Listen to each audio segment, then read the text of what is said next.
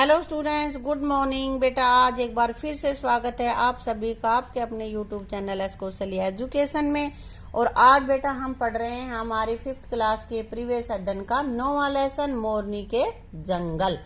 इसका कुछ पोर्शन बेटा हम पढ़ चुके हैं और बाकी का हम आज की वीडियो में पढ़ते हैं। तो यहाँ पे हमारे पास है लाल मुनिया। ये लाल मुनिया क्या है देखते हैं। यहाँ पे गार्ड अंकल हमें वन विभाग के विश्राम गृह में ले गए। वन विभाग का जो विश्राम गृह था, आराम करने का जो स्थल था, वहां पे ले गए। वहां लिखा था लाल मुनिया।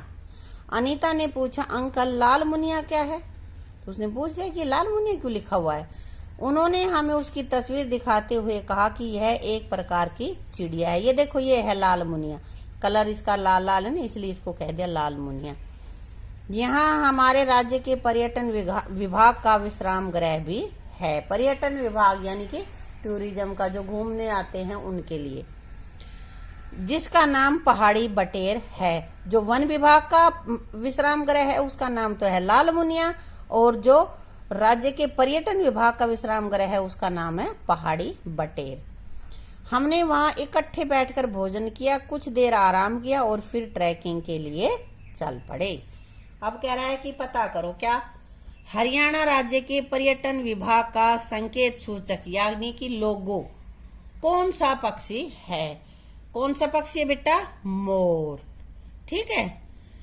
तुम्हारे जिले में स्थित पर्यटन केंद्र का नाम किस जीव पर रखा गया है? बेटा कोई विशेष ऐसा नाम तो नहीं रखा गया है हमारे यहाँ पे। तो अगर तुम्हारे जिलों में किसी में रखा हो तो मुझे लिख के बताना, कमेंट बॉक्स में लिख देना, ताकि मुझे पता चले कि तुम्हारे वहां पे क्या नाम।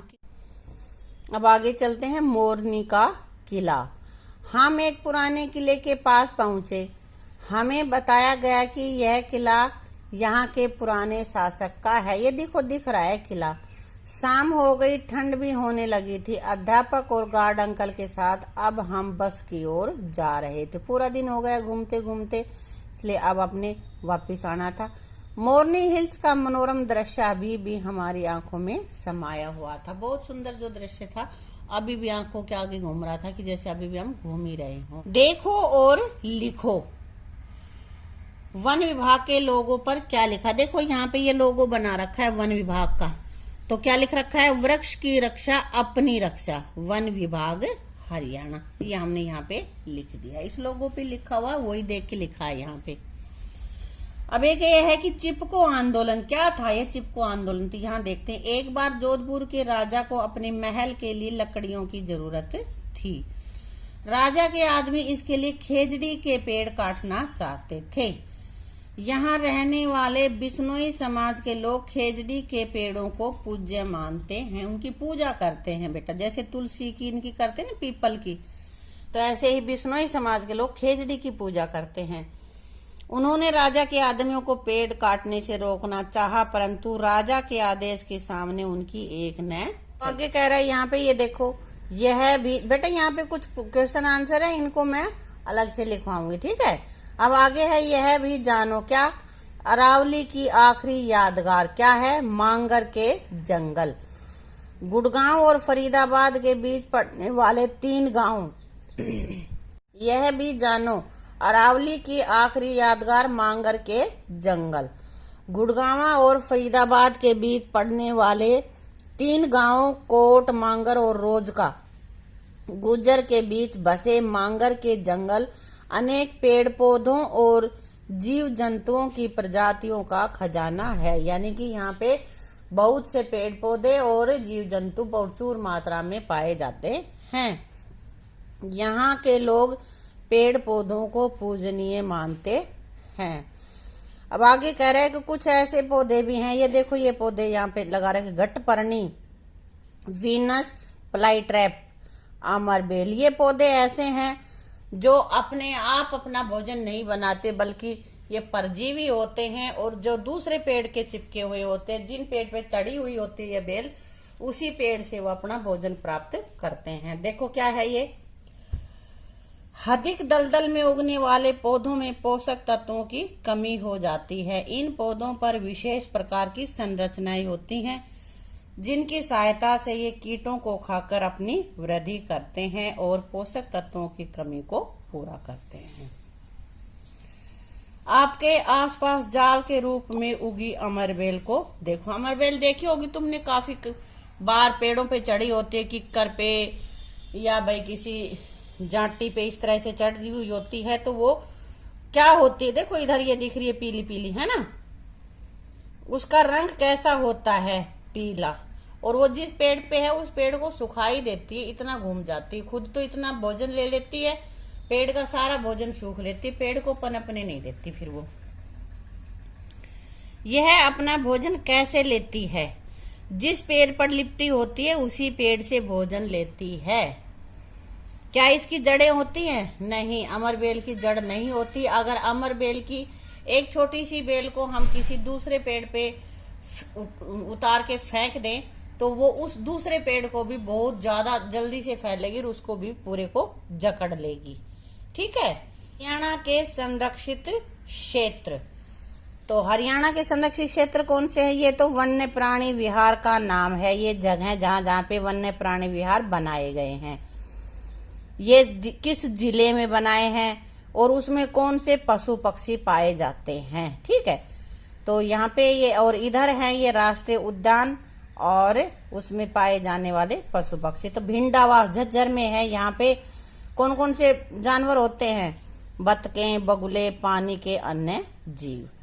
किलकिला कैथल में है ये वन्य प्राणी विहार, और यहाँ पे बतख, बुगले और पानी के अन्य जीव होते हैं। दूसरा है नहाड़ कोसली में, यहाँ पे कौन से जीव पाए जाते? काला हिरण और नीलगाय, ये अधिक मात्रा में होती हैं। चीड़ पंचकुला में है चीड़, जंगली सुअर और जंगली मुर्गा।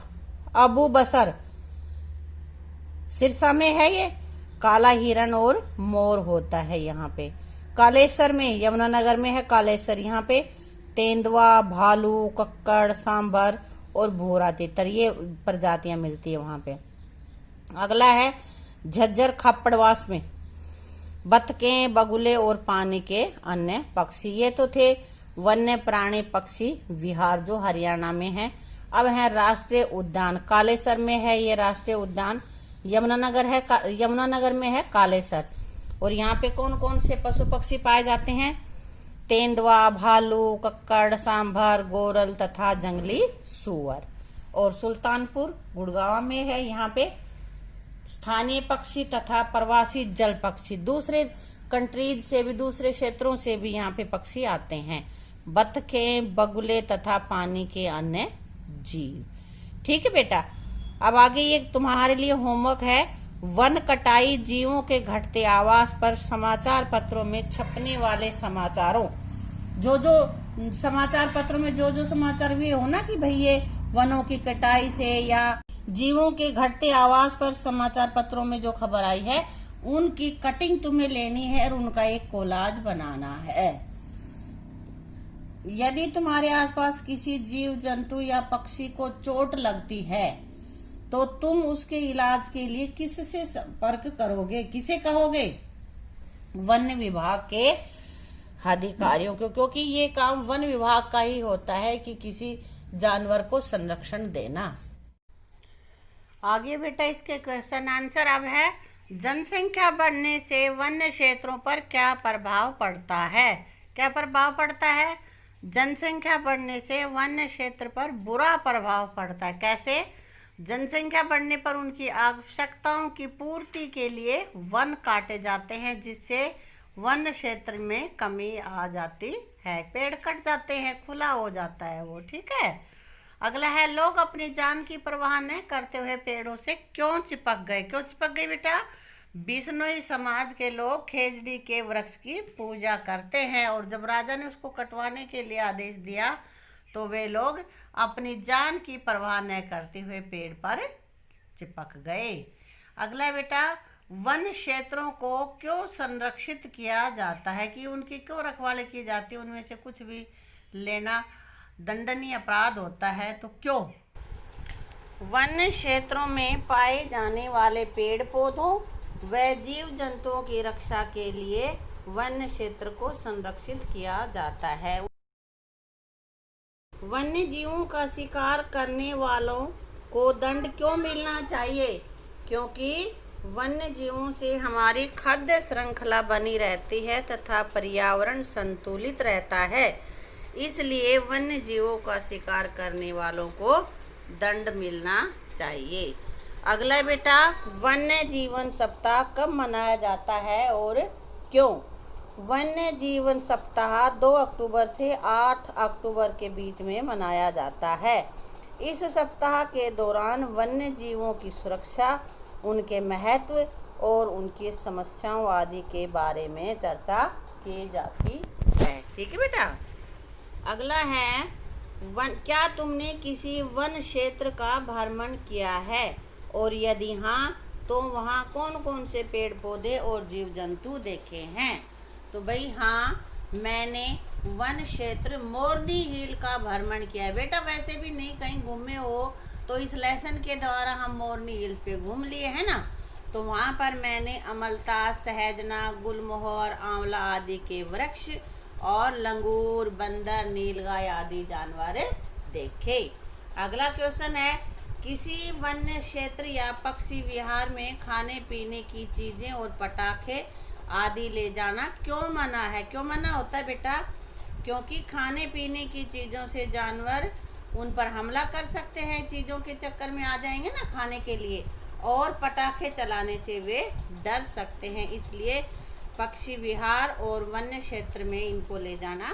पेड़ पौधों व जीव जंतुओं के संरक्षण से जुड़े किन्हीं 2 दिवसों के नाम लिखो।